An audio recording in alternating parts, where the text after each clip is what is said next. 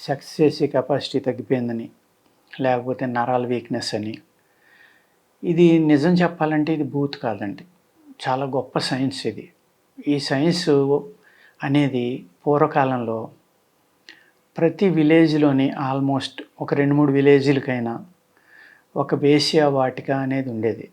అంటే ఇప్పుడు మనం మోడర్న్ దీంట్లో రెడ్ లైట్ ఏరియా అంటున్నాం. అక్కడ వాళ్ళు ఎంత నీతిగా ఉండేవారంటే, నిజం చెప్పాలంటే అది ఒక ట్రైనింగ్ సెంటర్ అని అనుకోవచ్చు అప్పట్లో. ఇవాళ ఈ పోర్న్ సైట్స్ అనేవి విపరీతంగా పెరిగిపోవటం వల్ల, అయి చూసి అలా ఏదో మనం చేసేద్దాం, అలా సాధిద్దాం, ఒక లిమిట్ లేకుండా అయిపోయిందనమాట. మానసికమైన శక్తిని కోల్పోవడం వల్ల మనం శారీరక శక్తి, మానసిక శక్తి 2 కోల్పోతున్నాం.